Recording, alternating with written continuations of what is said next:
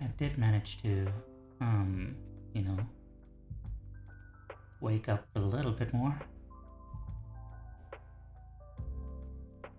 And they are the rules, but I also, you know, there's a balance. There's a balance between waking yourself up. It's a golem. Hi there. Between waking yourself up and Okay, hang on. Hydrate, thanks.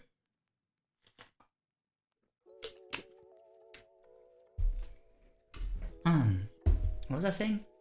There's a balance between taking care of yourself and also, or rather, taking care of yourself can also be like pushing yourself, you know? Because otherwise you might, you know, not manage to get out of your, what's it called?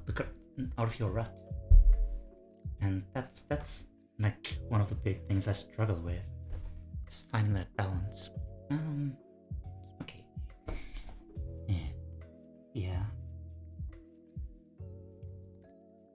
So, I don't know.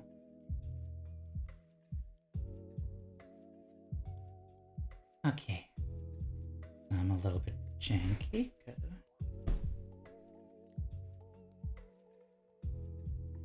we go. Okay.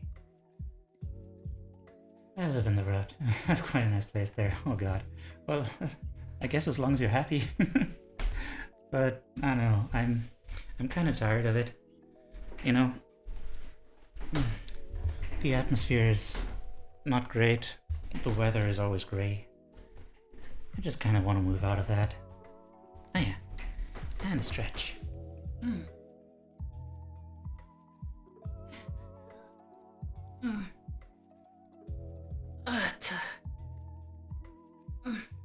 Okay. Oh. Alright, let's see if we can make this work. I'll stop if I feel like there's no purpose. But we're getting into some real interesting stuff today. So I hope that's gonna wake me up a little. Because today we're getting into chapter 7, Breaking Down and Awakening. And this is where the real magic happens. Let me start taking some notes on that.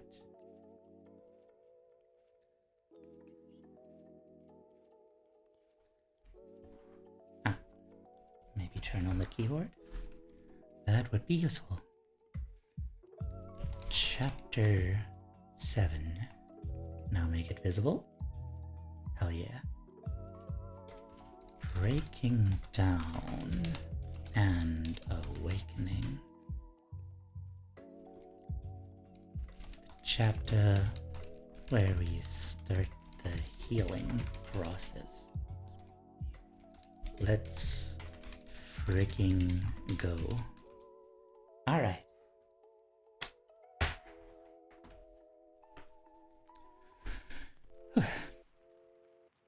This chapter describes what it's like for people to wake up from an ill-fitting role they've been playing for too long. This awakening stage often starts with a sense of failure or loss of control. Painful symptoms like depression, anxiety, chronic tension, or not sleeping can all be signals that old strategies to rewrite reality have become unsustainable. Old strategies to rewrite reality. These psychological and physical symptoms are a warning system, telling us that we need to get back in sync with who we are and how we really feel. Hang on. I want to take some more detailed notes in this chapter.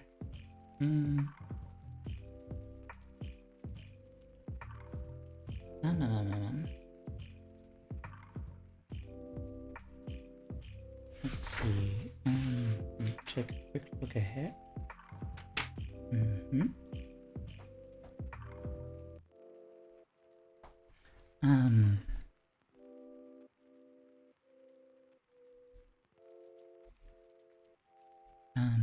How do I call that? Remember, what did she call it? Role selves. Yeah. Remember role selves. And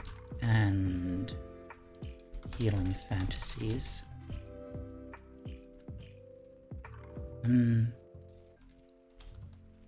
Roles you took on as a child, and fantasies about a potential better future that you adopted as a child.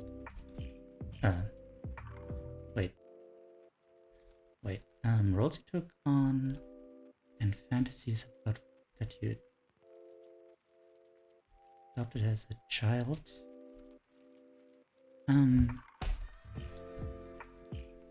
Two. Wait, gotta move some stuff around in here.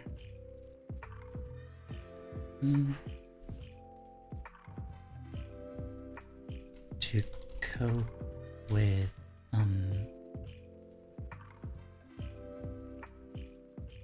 well, not to cope, rather in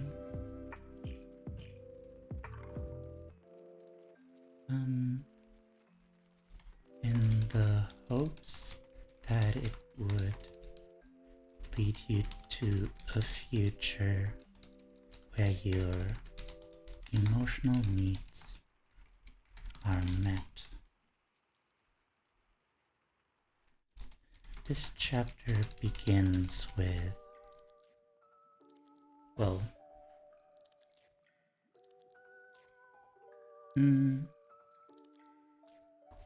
rather, the awakening can take the form of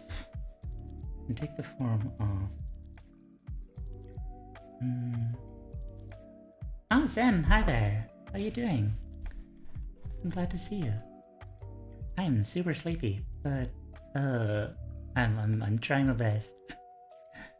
The awakening can take the form of a cat, probably.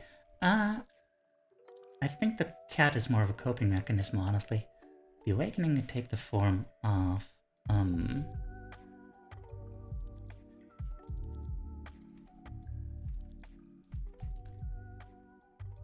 depression or a sense of failure, or any metaphor. That is very possible.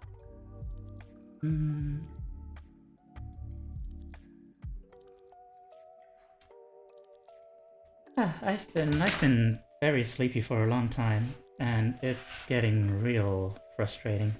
Also, there it is. My clothespin ejected itself from the book. There we go.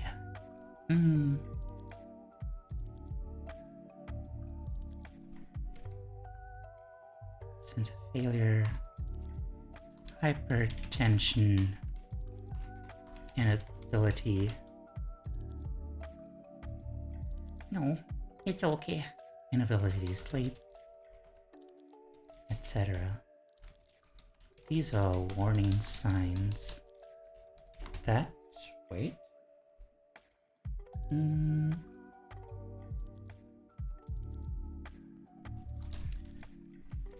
that we need to get back in sync with our quote-unquote true selves.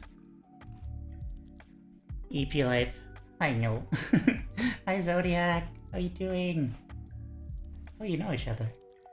I didn't know. Welcome. How you doing, Zodiac?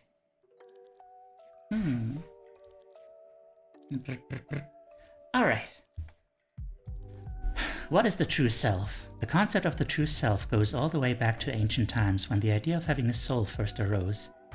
Human beings have always felt the presence of a genuine inner self that sees and experiences everything but stands a little apart from what we do in the outside world. This self is the source of our unique individuality and is unaffected by the family pressures that mold our role selves. This inner self has been known by many names, such as the true self, the real self, the core self, but all are the same thing, the consciousness that speaks the truth at the center of a person's being. So they rated me earlier. I didn't know you two knew each other. Oh. I guess I must have probably introduced Zodiac to you through a raid too, I assume? Or maybe? You can think of the true self as an extremely accurate, self-informing neurological feedback system that points each individual toward optimal energy and functioning. See, this is a very interesting part of the book. The physical sensations that accompany experiencing the true self suggest that whatever the self is, it's based in our biology as human beings. It's the source of all gut feelings and intuition, including immediate, accurate impressions of other people. We can use fluctuations in the energy of our true selves as a guidance system to tell us when we're in alignment with a life path that fits us well.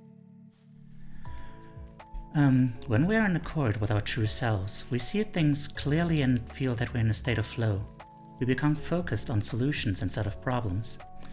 Things seem much more possible as we pay attention to our genuine needs and desires. Opportunities and people come into our lives that help us in ways we never imagined. We actually become quote-unquote luckier. Earlier for you is right. When I went to sleep, now I'm waking up. I do think Teiyu did introduce me. Oh, that was a while ago then. Unless you slept like really shortly. I hope you slept enough. You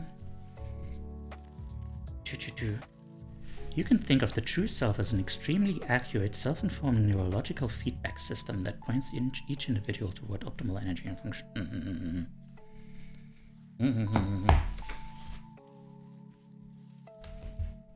Getting in... It's a... that's what I forgot to do. You should sleep. Yeah, you should.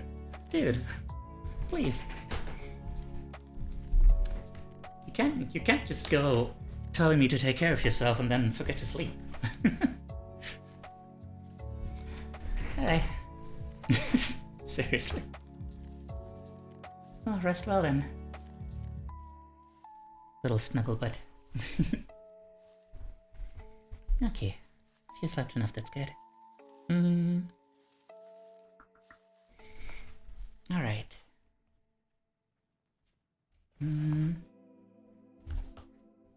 Let's see. What does the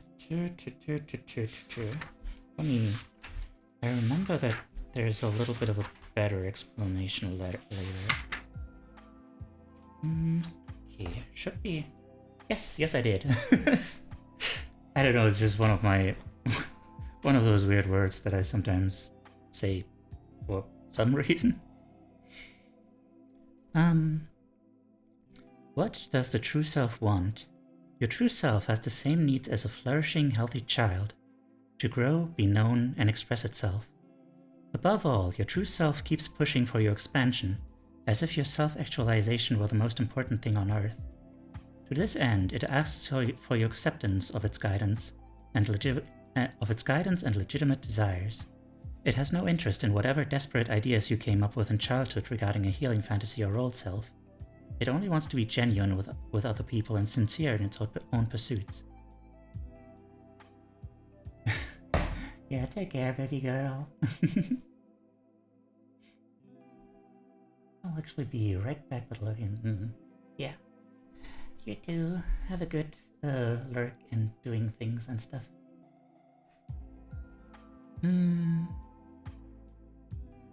Children stay in alignment with their true self if the important adults in their lives support doing so. However, when they're criticized or shamed, they learn to feel embarrassed by their true desires. By pretending to be what their parents want, children think they've found the way to win their parents' love. They silence their true selves and instead follow the guidance of their old selves and fantasies. In the process, they lose touch with both their inner and outer reality. Where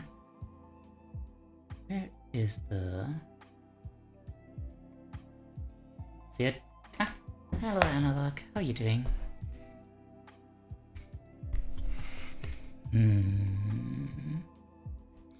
Okay. Guess let's take some notes on this. Huh? It was good when I'm pissed the PC did black screening empty literally a week after. Got it from service and it's the exact same as last time, so I played. Oh dear. Oh. I'm sorry to hear that. What the hell is up with that? That is so mean. I hope you can figure out the problem soon. And it's not going to cost you anymore.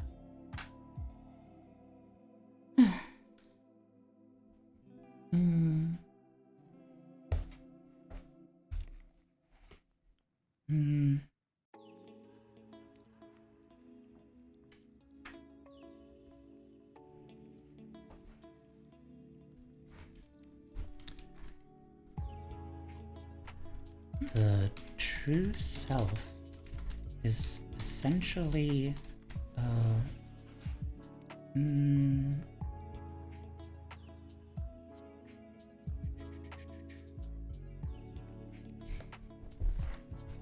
a self-informing neurological feedback system.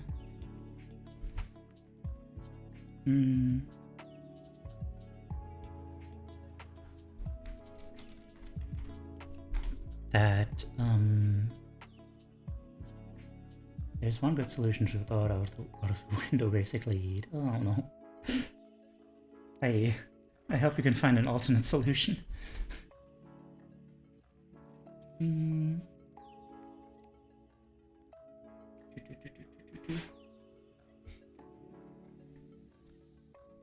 That points you to your optimal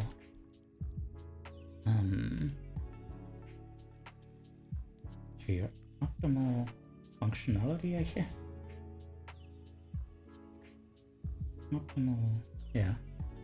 To your optimal functioning.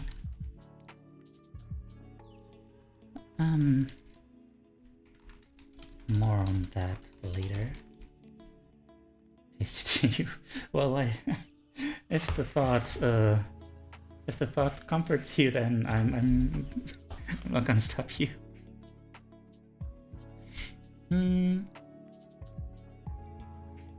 What does it want? Galaxton, hi there. I could be doing worse. I mean, I could be doing worse too, yeah. Let's keep it at that.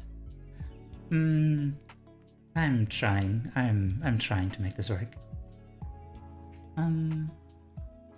Your optimal functioning.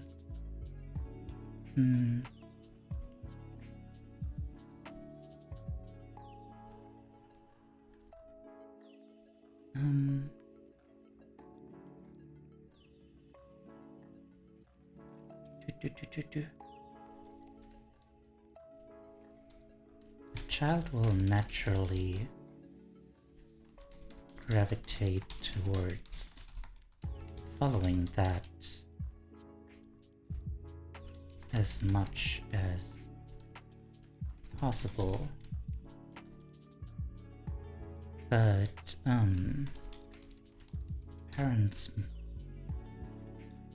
parents' disapproval might make them ashamed and adopt role cells that distance them from that. Well, not distance them. Listen, hi there. How you doing?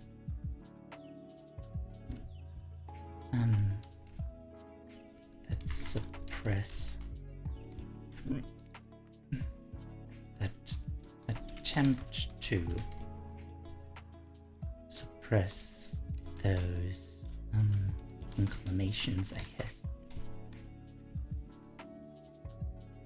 That, or to suppress that guidance, that intuitive guidance.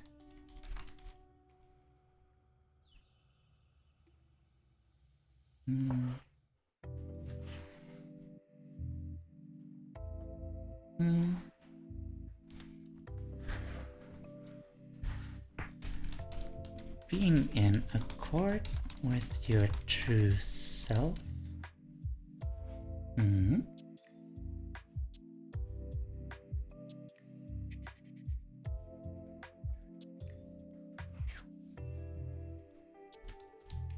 Puts you in a state of flow, makes you focus on solutions rather than problems,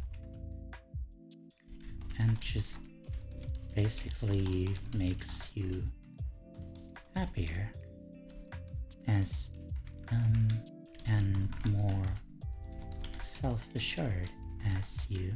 Oh, you have some more emotes now. It's cute. It's a comfy one, is it? Yeah. More self-assured as you learn to follow your true needs and trust in your instincts.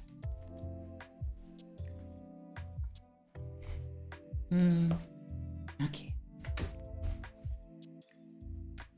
Exercise, awakening to your true self. Whether you're an internalizer or an externalizer, if you've been asleep to your deepest needs, your true self will use emotional symptoms to wake you up so you can start taking care of yourself. Your true self wants you to have the peace of living in accordance with reality. The trick is to recognize these signs of distress for the lifesavers they are. This exercise will help you become. Wait, hang on. What did I write up there? These are warning signs that we need to get back in sync with our true selves. I feel like I wanna elaborate on that. Basically, the disconnect between your feelings and between your innermost feelings and your reality. My true self is quite pleased with life right now. Wow, that sounds amazing. When, like, how do I put this?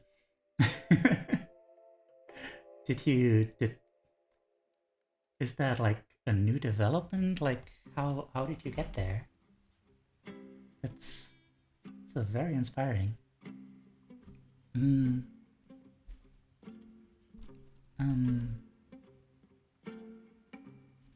Causes your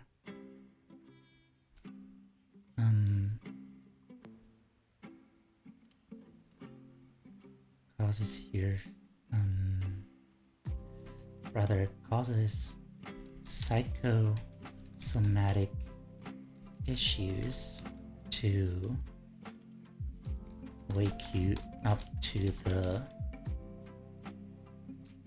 issues, or rather like a pain signal trying to make you aware of psychosomatic or psychological, make you aware of the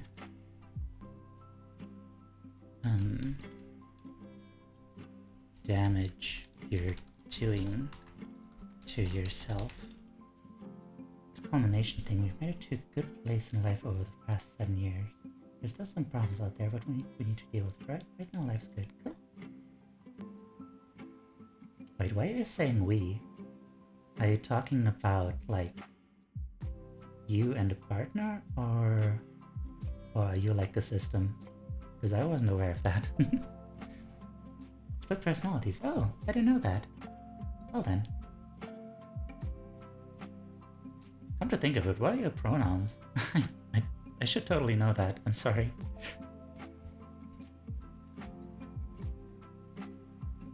Man. Makes it even more impressive, like, that... Like, you know, it feels like... How do I put this? You know, when you... What do you want, beat guy? Okay.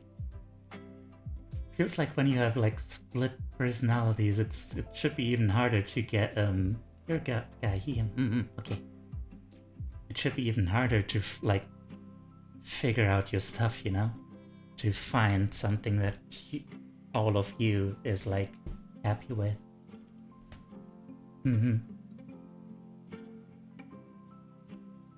Alright, I'll remember that.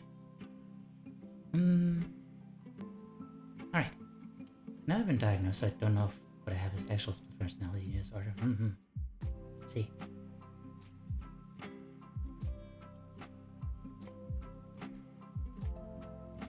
We're gonna have to talk about that, like, in more detail sometime. That's really fascinating. Okay.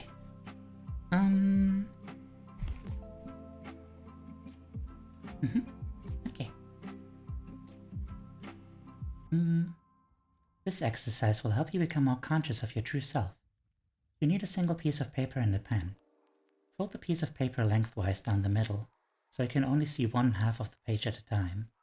Then write a heading on each half. My true self and my role self. First, orient the paper so you can only see the half with the heading My True Self. Then think back to yourself as a child. Go deep and be honest. What were you like before you started trying to be someone else? Before you learned to judge and criticize yourself, what did you enjoy doing? What made you feel good? If you could be the person you really are and didn't have to worry about money, what would your life be like right now? I just remembered. This was actually part of, well, it cemented that I really want to be a VTuber. Because as a child, I really enjoyed just messing around with a tape recorder with my best friend, just goofing off and pretending like if we're, I don't know, making some kind of random ass radio show or something. I always had that urge to just, I don't know, be creative and just have fun with, like, that kind of play. But then, you know, school kind of beat that out of me. Is me not far from what I'm actually doing. That tells me I'm doing pretty well. Yeah. Ah, that sounds so amazing.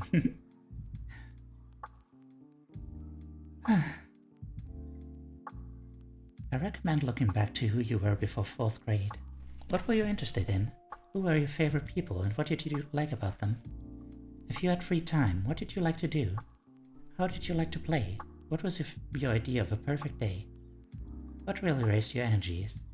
Write down your thoughts about this in no particular order as they come to you, beneath the heading My True Self.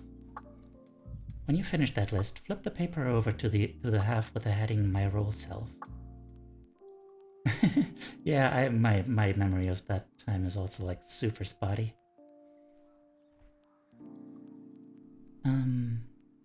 Contemplate who you've when you flip paper over to the half with the heading My Role Self. Contemplate who you've had to become in order to feel admired and loved. Are you now involved in things that you aren't really interested in? What do you make yourself do because you think it means you're a good person? Are there people you are involved with who deplete your energy and make you feel drained? What are you spending time on that's boring to you? How would you describe the social role you try to play? How do you hope others see you? Which of your personality traits do you try to cover up? What are you glad nobody knows about you? When you finish, put the piece of paper away for at least a day. Then open it up, smooth it down the middle, and compare the two sides. Are you primarily living from your true self, or is your role self dominating your life? Alright, I'm gonna have to take a lot of notes here.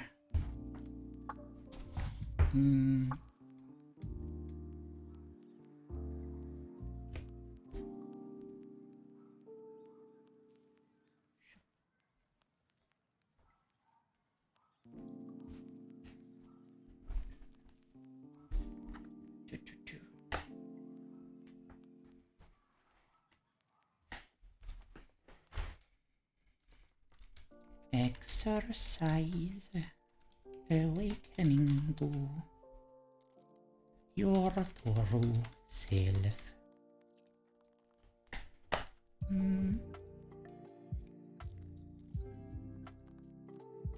Hey.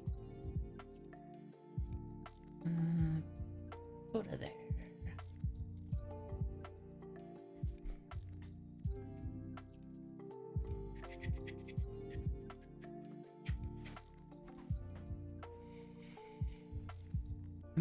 Interesting. I feel it has some flaws. Which ones? Do tell. Depends on what you're trying to do and the person doing the exercise. Take a sheet of paper and fold it in the middle. Caption one side, my true self, and the other, my role self.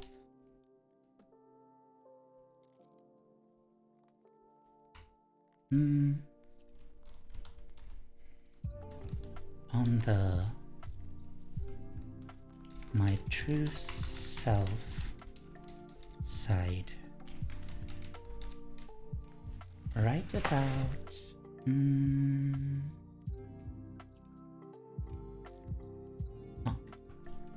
wait, fold it lengthwise. Fold it lengthwise down the middle. My torso and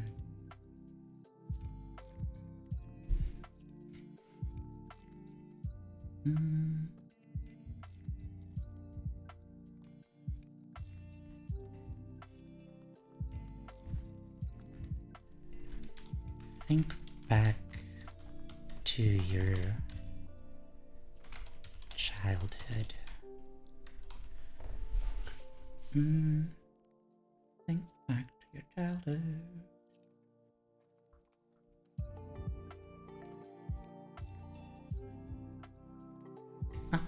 So I can understand wanting to get a more exact idea of what your past or childhood self enjoyed to find what you truly enjoy, and not a bad idea. I think this runs afoul of your current self having more knowledge and having evolved. The statement in the exercise makes the assumption that your childhood self is not true. It doesn't acknowledge, at least not yet, the fact that you might have learned new things since then or grown fond of something you didn't know about when you were a child. Ooh, good use of character. That is true.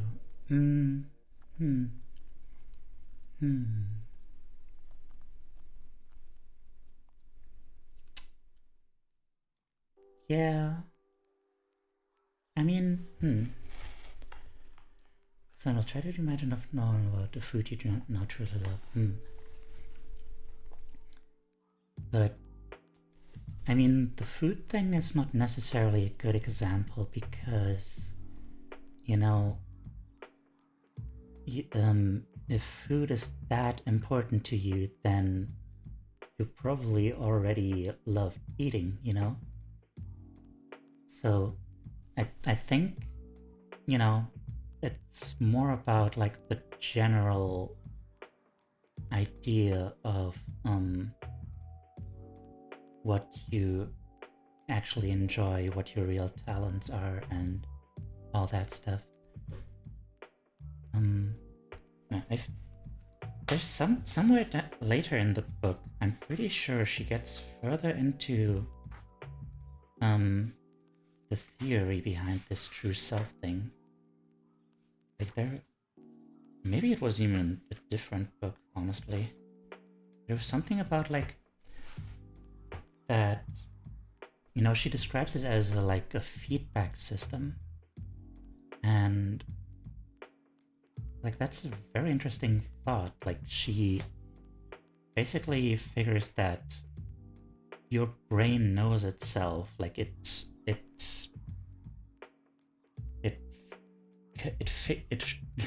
through experience you figure out like, hey, this thing is working out really well and this thing is enjoyable and stuff. So you get this constant feedback of like, hey, these are the things that work for me.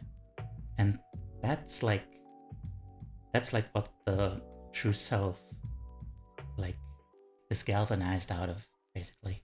Like this idea of checking yourself against your past self. Yeah. Well,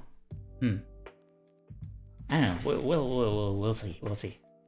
There are some things in this book that aren't necessarily like 100% something I'm down with, but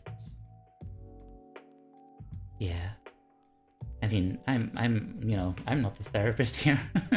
I'm just trying to see what sticks, basically. Think back to your childhood. But yeah. That's some valid criticism. We'll have to look into that.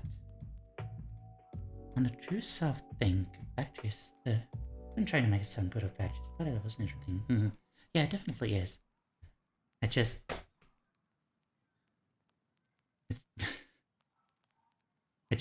can't really say like, okay, this is the thing that is wrong about this or so, like, or that might be, or neither can I say just, yeah, you're totally right, or no, they are totally right and you're wrong or something, you know.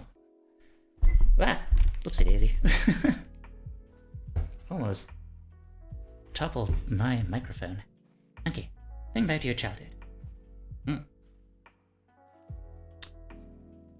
Think back to your childhood.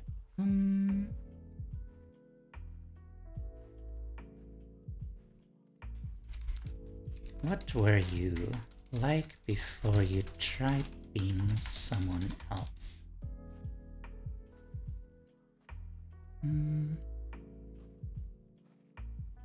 Before you learned to judge and criticize yourself, what did you enjoy doing? What made you feel good? If you could be the person you really are and didn't have to worry about money, what would your life be like right now? Note, of course, you're gonna change and learn new things throughout your life.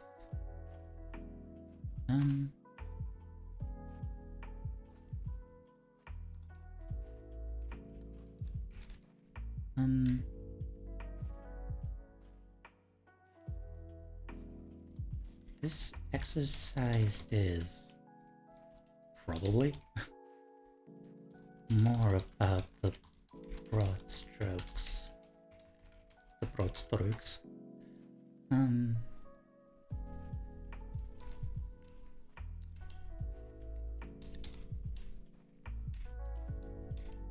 Not so much did you enjoy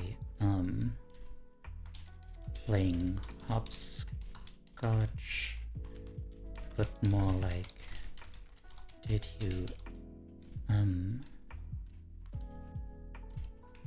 Did you find fulfillment in using your body?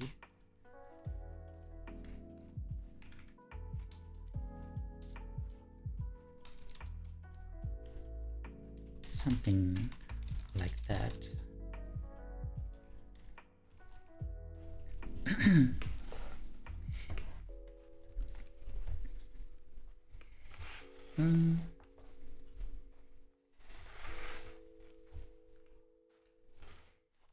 Oh wait, there's more.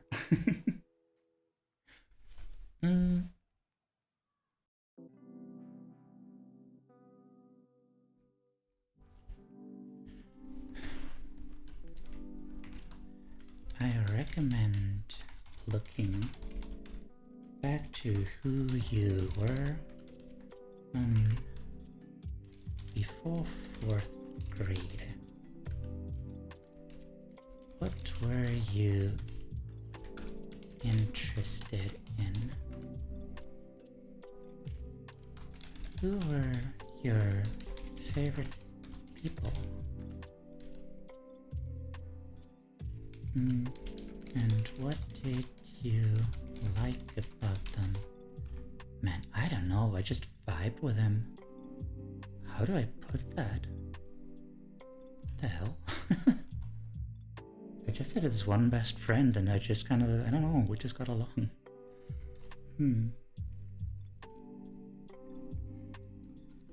If you had free time, what did you like to do?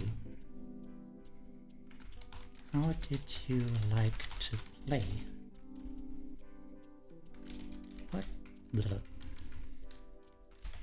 What was your idea of a perfect day? What really raised your energies?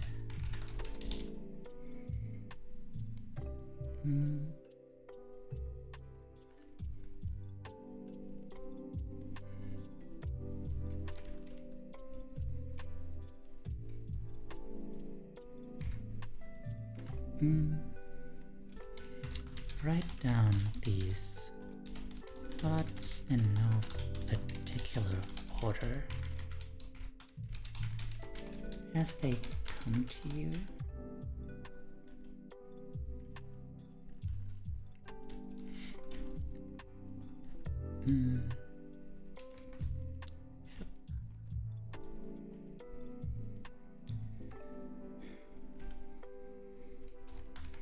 On the half with the my role self heading,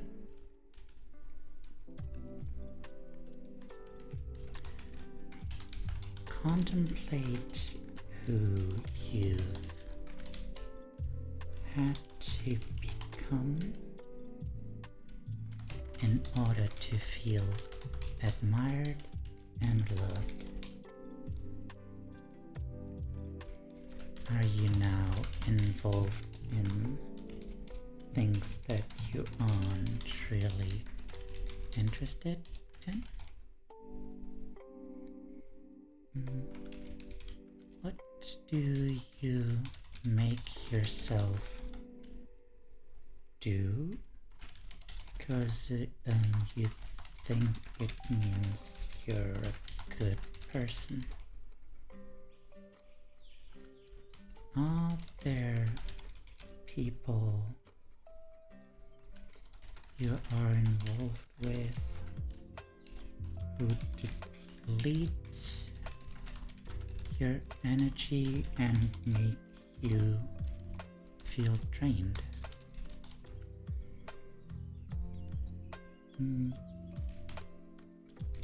What are you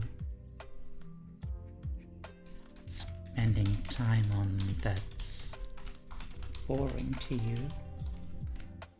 How would you describe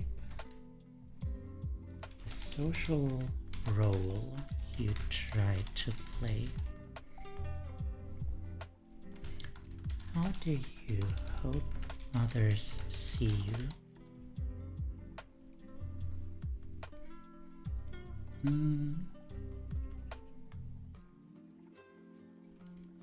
Which of your personality traits do you try to cover up?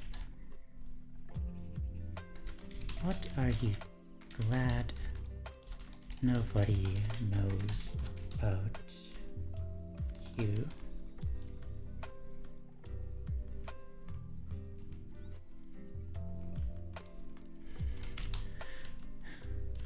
Put that paper away for at least a day, then compare.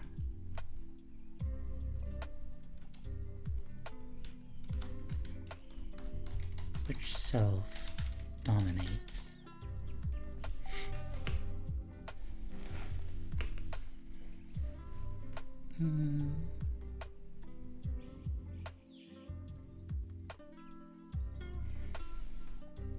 Okay.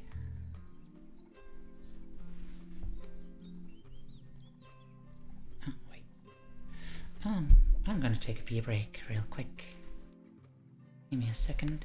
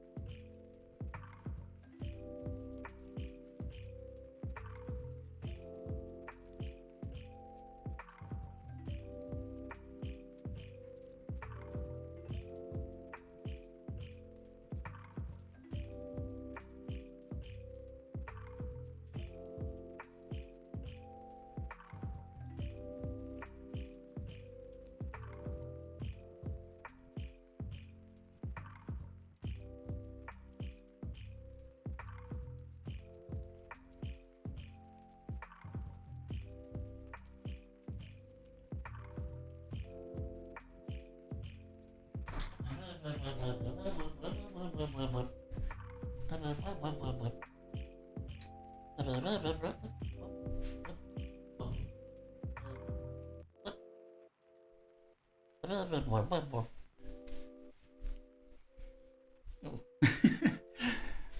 BRB actually says RRR. I don't want to watch that movie. I hear it's pretty baller. Okay. Thanks. Welcome still here to you, I guess. I don't know. Okay.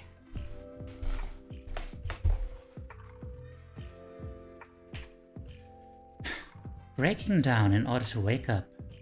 People experience a breakdown when the pain of living in role cells and healing fantasies begins to outweigh any potential benefits. Most psychological growth exposes some distressing truths about what we've been doing with our lives. Psychotherapy and the like are aids to help us become aware of truth we already know in our bones. When you're going through a breakdown, a good question to ask is what is actually breaking down. We usually think it's ourself, but what's typically happening is that our struggle to deny our emotional truth is breaking down. Emotional distress is a signal that it's getting harder to remain emotionally unconscious. It means we are about to discover our true selves underneath all that starry business. Yeah, that does ring very true. Like last time I already mentioned, how I got the scar. It was during a time where, I kind of broke down. And I was actually after it happened, I was actually super calm. Because I was like, oh, okay. You know what? I guess maybe I really do need to figure out what is going on here. Because clearly I don't just need to suck it up.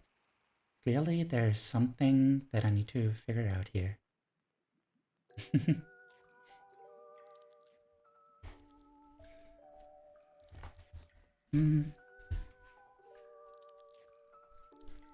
Your true self wants you to see what's really going on. It tries to wake you up because it wants you to stop believing that your emotionally immature parents knew what was best for you, and that creating a role self is better than being who you really are.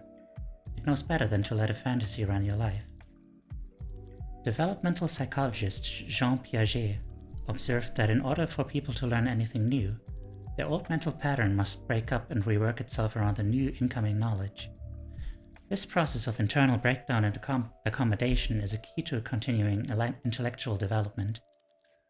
Likewise, Polish psychiatrist Kazimierz Dabrowski theorized that emotional distress is potentially a sign of growth, not necessarily illness.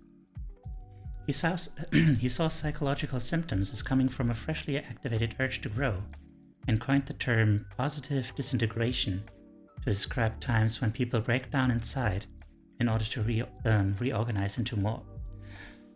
My lung capacity is not what it used to be today. When people break down inside in order to reorganize into more emotionally complex beings, Dabrowski noticed that Dabrowski. I should say Dabrowski. Maybe that's more accurate too. Dabrowski noticed that some people were able to expand their personalities as a result of these upheavals, while others soon slipped back to where they'd been before. He observed that psychologically unaware people weren't likely to change much after an emotional upheaval. Other people, however, seemed to take periods of distress as opportunities to learn about themselves, meeting challenging emotional conditions with curiosity and a desire to learn from them. Dabrowski felt that these people had a developmental potential that pushed them toward becoming more competent and autonomous.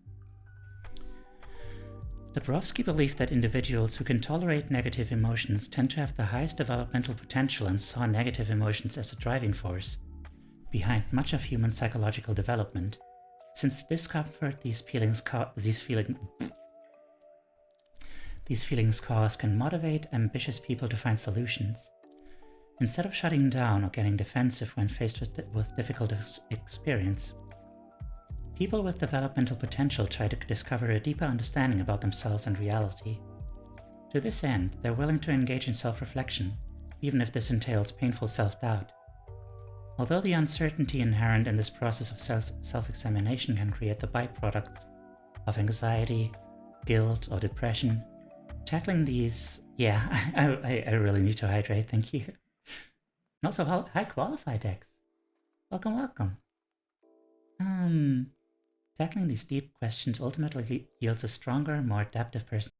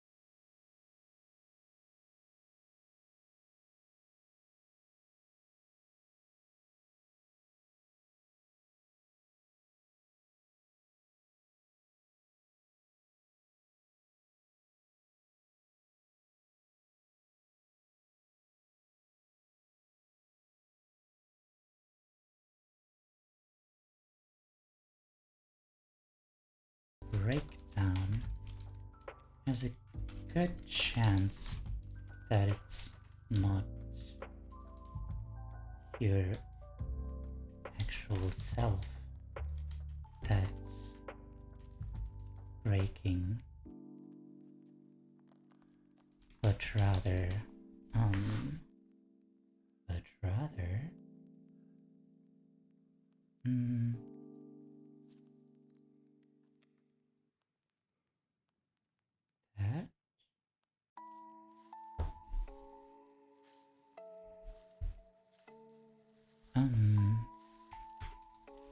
that your willingness, that your ability to deny your own needs and emotions is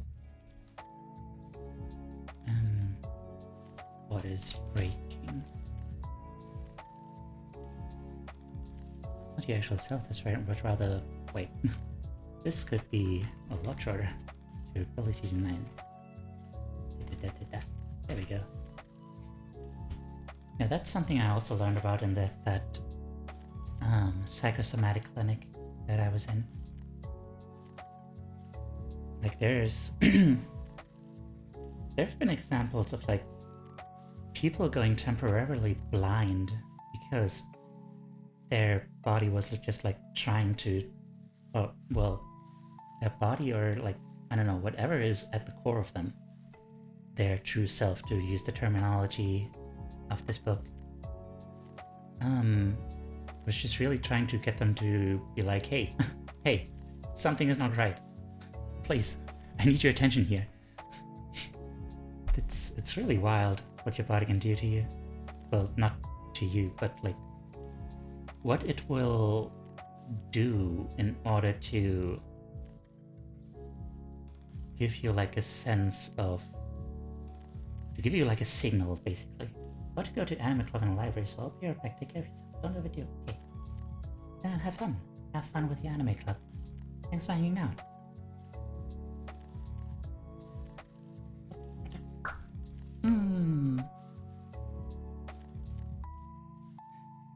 Let's check. Yes. Thank you.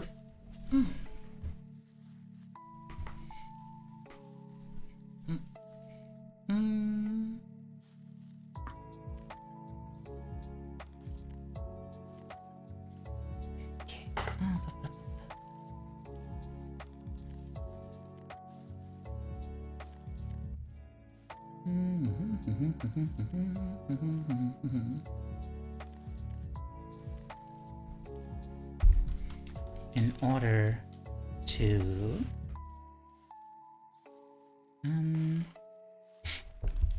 learn anything new, an old behavioral the old behavioral pattern first needs to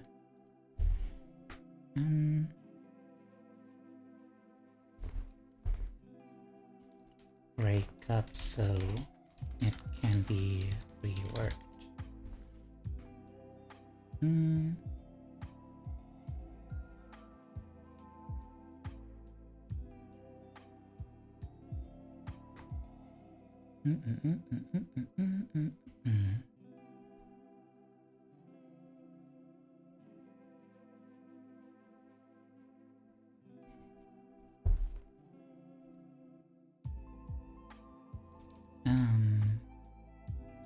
There are theories about emotional distress. Wait, emotional distress here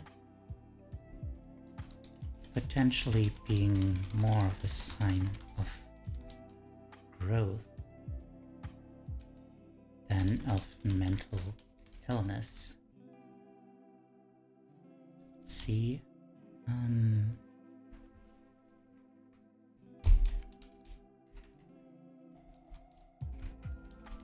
positive disintegration.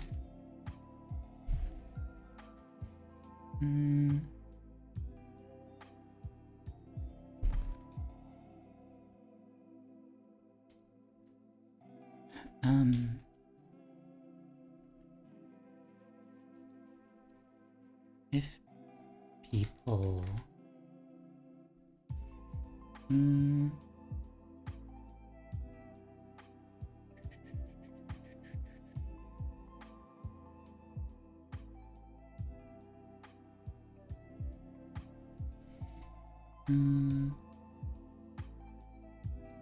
there are theories where it would be more of a sign of growth, a sign of an urge to change.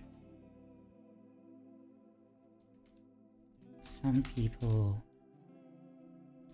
fall back into their old patterns, but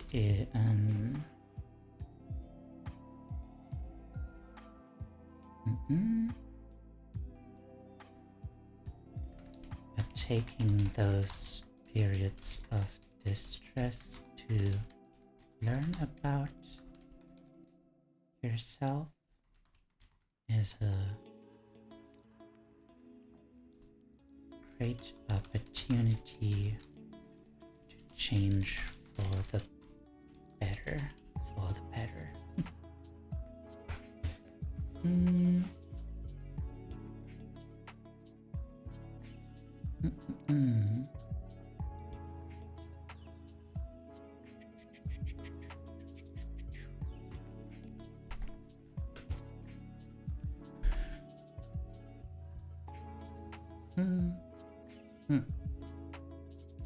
Eileen's story. My client Eileen found support and validation in Dabrowski's ideas. An insightful woman, she had benefited greatly from psychotherapy over the years. Her love of learning made her want to understand herself and other people, but her family saw that kind of psychological interest as a sign of maladjustment. When Eileen sought therapy after a very destructive love affair, her family thought she was being ridiculous and labeled her the sick one. Rather than seeing that Eileen was using her emotional pain as a tool for growth and self-understanding, they wondered why she wasted so much time and money rehashing the past. Eileen knew she was doing the right thing by coming to therapy, but worried that maybe she was the sick one in the family.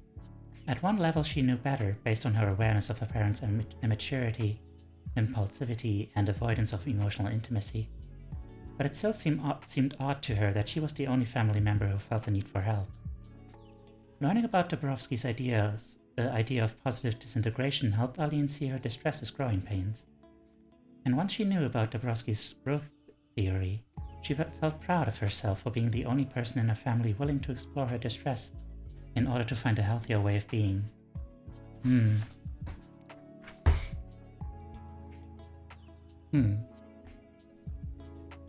wonder how much that describes my own family. Waking up from an outdated role self. People often keep playing their childhood role self far into adulthood because they believe it keeps them safe and is the only way to be accepted. But when their true self has had enough of the role playing, people often get a wake-up call in the form of unexpected emotional symptoms. Virginia's story. Virginia's wake-up call came in the form of a sudden onset of panic attacks that occurred when she felt criticized by her tyrannical and judgmental older brother, Brian. Virginia had always worried constantly about what people thought of her, so much so that social events were exhausting triathlons of reading other people, trying not to give offense, and imagining imminent rejection. At work, she miserably obsessed over how people saw her. Virginia came to therapy to get a grip on her panic, and did, but she also ended up realizing how unaccepted she felt as a child. Through therapy, Virginia realized that Brian had the same disapproving manner as their deceased father, who had always left Virginia feeling inept and unloved. She began to understand that her social anxiety was a reflection of her childhood role, in which she repeatedly and unsuccessfully tried to win the love of her critical and disdainful father. Her subconscious healing fantasy was that one day she would finally be correct enough to gain his approval.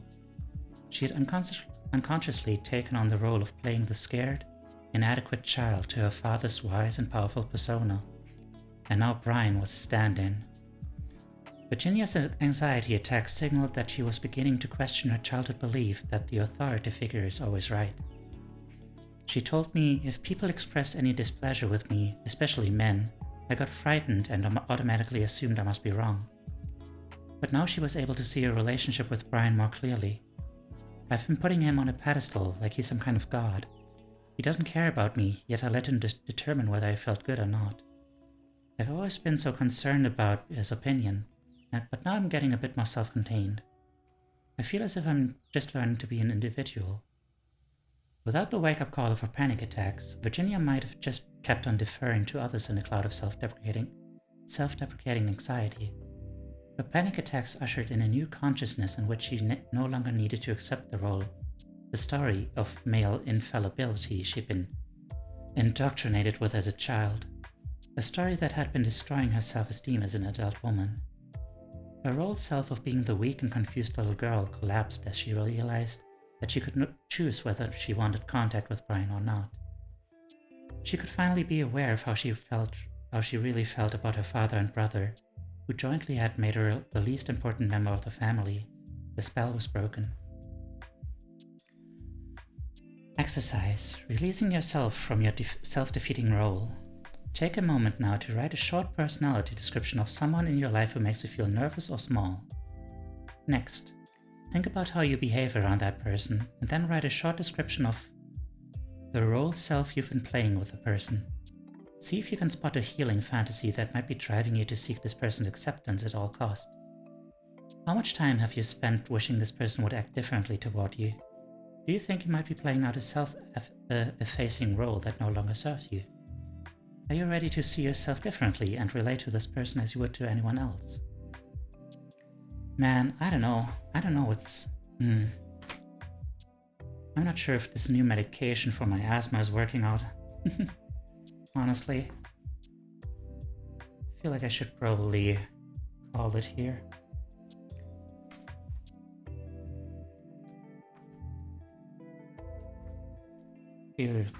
Super short stream, but it's just not really working with my voice.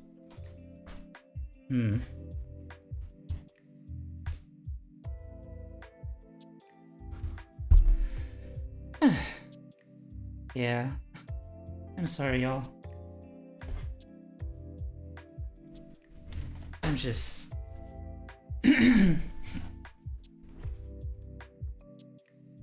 I hope tomorrow it's gonna be better. I'll try to do a little bit more tomorrow. Yeah.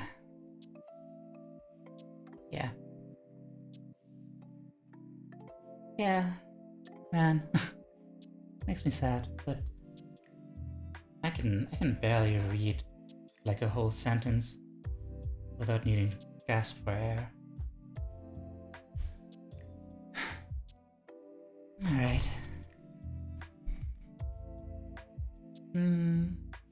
Well, I guess let's at least get some sleep and thank you for stream. Guess I might as well at least take some notes on the thing. This exercise.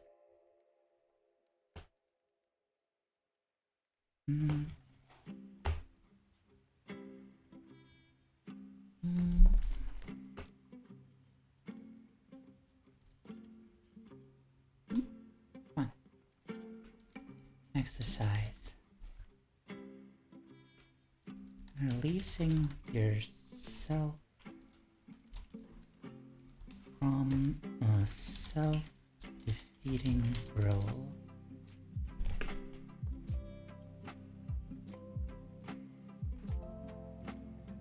Write a short personality description of someone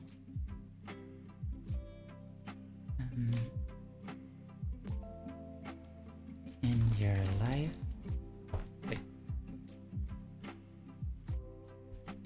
who makes you feel small,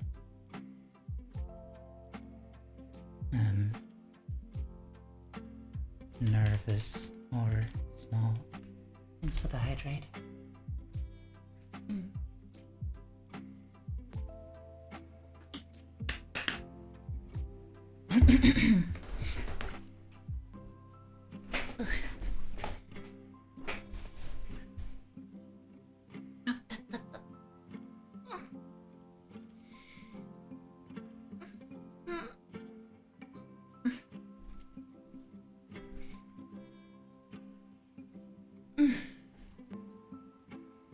Okay.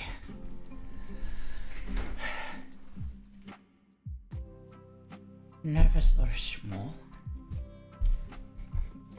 Next, think about how you behave around that person. Then write a short description of the role self you've been playing with the person. See if you can spot a healing fantasy that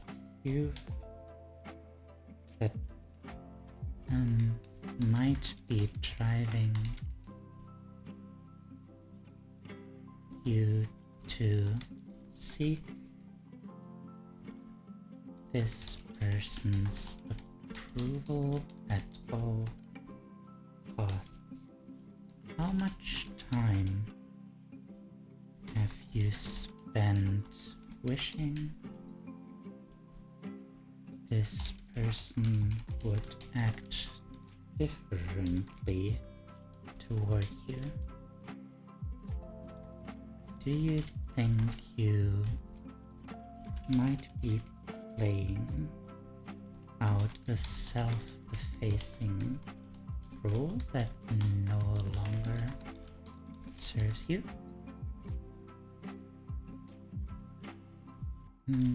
Are you ready to see yourself differently and relate to this person as you would to anyone else?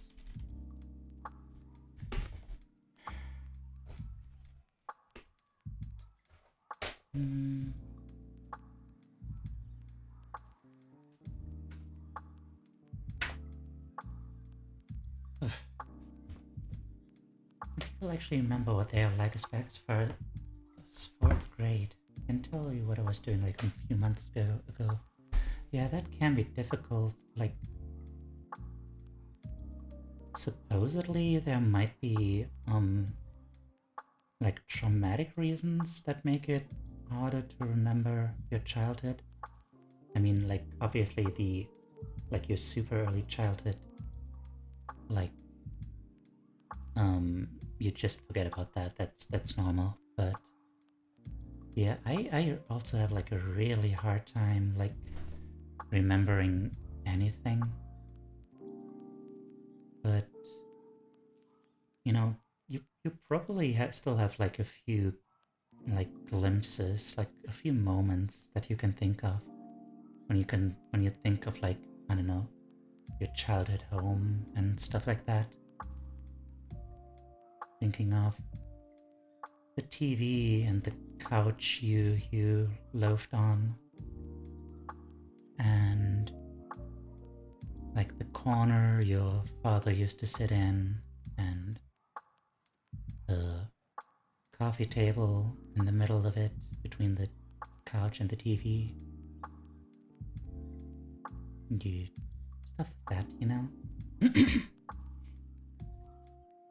I really couldn't remember a lot about myself either, but I did remember, like, you know, me goofing off with my best friend at the time, and how much I enjoyed, like, kind of acting and being creative, making little stories, little comics, but also just recording stuff with like a tape recorder and acting like I could sing and stuff like that. Yeah. So that was part of what motivated me to keep working on this whole thing. But right now my my lungs and stuff just aren't cooperating. There's my brain, so I'll call it here.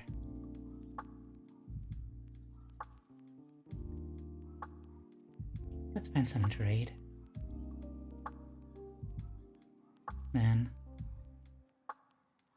I hope I can reach my goal. You know, I'm not gonna be able to do a lot of streaming in April, but I really hope we can manage to get like a follower a day by the time of April 24th, which is my my anniversary. You know, that would be nice. I feel like I'm already like way further than this, but you know.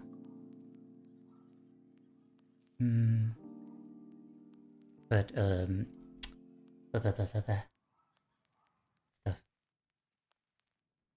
Twitch keeps deleting followers somehow. Don't know what's up with that. Let's see, who do we have here? Making a game. Ooh. Study time with potential gaming break? Comfy. Restore the wasteland. Hell.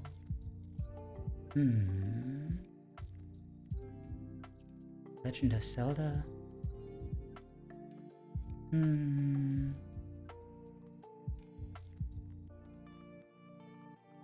Let's see, who do we take?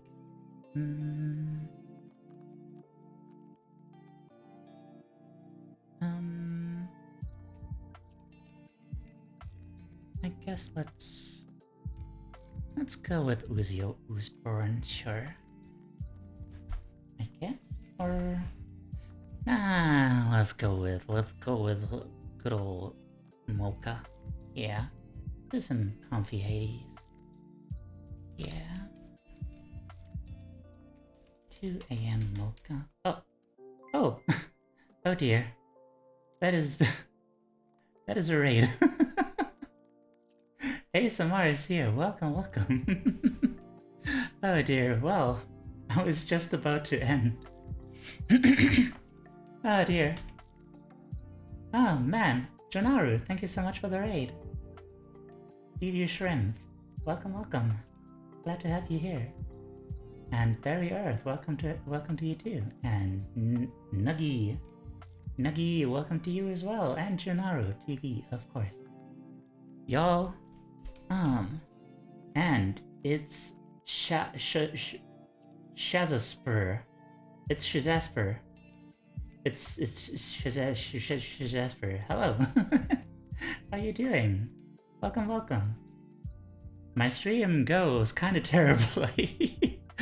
TBH, I don't know, I've been really tired and my voice isn't quite cooperating, but I don't know, I might go a little bit longer. Now maybe I'll try. But yeah, y'all, shout out to Jonaru TV. If y'all enjoy deep voices and elves with deep voices, then I can greatly recommend Jonaru. Yeah, he's a good dude with a deep voice. My voice isn't quite as deep, but I hope you still enjoy it. Also, hi, this is Teiyu, your emotional support animal. I hope to become, if you like, say so street with deep voice. Yeah. Is that say so or quote unquote say so? Yeah. I hope to become a mental health content creator eventually, soon. Hopefully this year still. And right now I'm trying to study up for, mental health and stuff. And yeah. I hope to also do some ASMR eventually. And that's pretty much it, yeah. Alright, you know what? Let's give you some of that attempted ASMR. Let's try that. Let me keep reading this book. How is it? Waking up to what you really feel. Sometimes giving up a healing fantasy of how we will finally win love means we have to face unwanted feelings about people close to us. Many of us tend to feel guilty and ashamed for feelings we deem to be unacceptable. We're convinced that the only way to be a good person is to repress these feelings. However, if we quash our real feelings for too long, they may bubble up in ways that force us to stop and look at what's wrong. By the way, Jonaru, how was your stream? What did you do? I assumed you were doing ASMR, right? That, who are you lurking to keep up the good work? Oh, welcome. Hi there, Boomer. Thanks for being here. I hope you're doing well. And I hope Jonaru is doing well too, and all the other raiders. No, both of us. Both is fine. Hang on. Tildy's story. Tildy had so much to feel grateful for that she couldn't stop feeling guilty. She'd been born to a single mother who did domestic work to support them both. Her mother, Kaiser, helped bury Earth with a soft debut as a VTuber. Oh, well, that's very kind of you. Bury Earth. Well then, let's give a shout out to Bury Earth too. S.O. Bury Earth. Wait, did I actually write that right? I should have, yeah. Well, I hope you enjoyed playing No Game. Brought into the interview couch. Ah, I see. Oh, so that's why it's a soft debut, is it? Her mother, Kaiser, let's call her Kaiser, had come to the United States from Sweden to make a better life for her child. She scraped together every cent she could earn so that Tildy could get a good education. Tildy had taken full advantage of her opportunities and eventually earned an advanced degree in graphic design on a scholarship. She was nearing the end of her training when she came to see me for an episode of major depression. Although she was still able to work, every morning began with a struggle to take action. As soon as she got out of bed, she longed to crawl back under the covers. We traced the onset of her depression to phone calls to her mother, who was becoming increasingly petulant and bitter as Tildy neared completion of her studies. Kaiser had always been emotional and never let Tildy forget how she single-handedly raised her after being abandoned by Tildy's father and coming to the United States. In every conversation, Kaiser complained about physical ailments and people who had recently done her wrong. Tildy was sympathetic, and besides, she felt she owed her mother everything, but the strain of listening helplessly to Kaiser's angry misery was wearing her down. Tildy felt that nothing she said to her mother ever seemed to help. Running to the interview couch, seems like you studied a lot today. Well, it wasn't a lot, but I don't know. I'm not in the best state today. Quite unfortunate.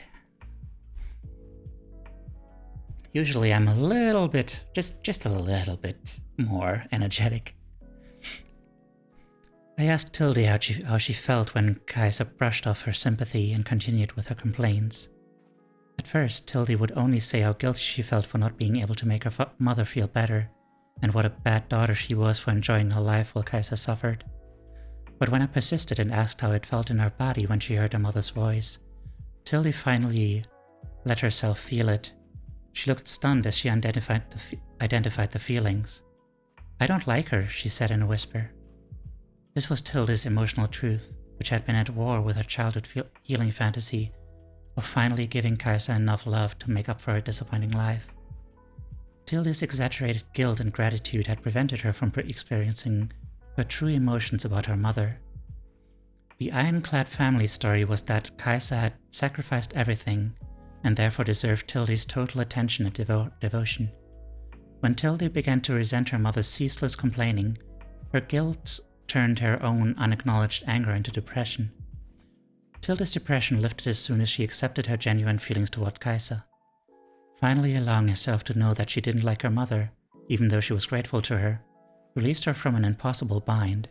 She realized that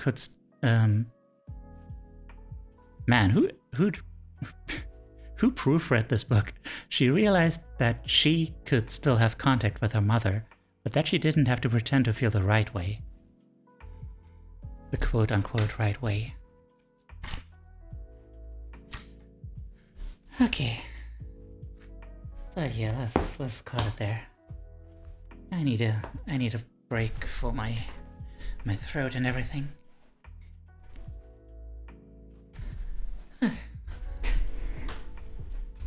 Hopefully that's gonna get itself sorted out when, I don't know, we figure out the best medication for my asthma and everything. But yeah.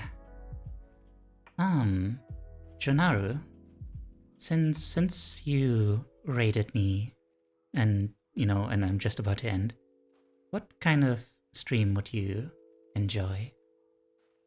Should we raid into Hades with a very comfy lady bunny? Or another study stream with a very cute bear cat? Or an autistic slime who is very cute and very excited about things, playing Terra Nil? I think that's our main options. What do you think, if you're still around and can answer?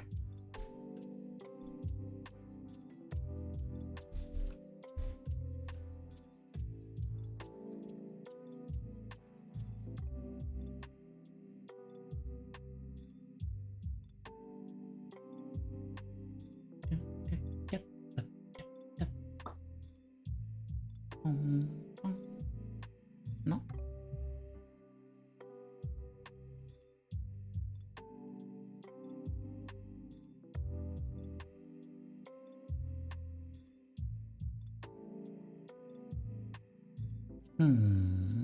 No response yet?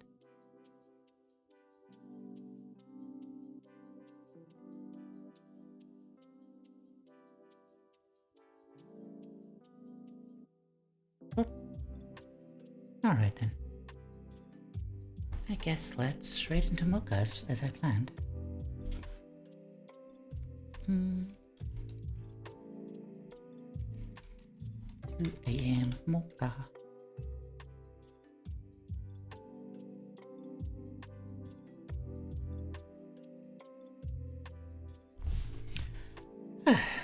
Alright everyone. Sorry that the stream was so short. I hope I can get everything sorted out soon. I'll try to get to bed early and yeah. Aside from that, yeah. Take care of yourself everyone. And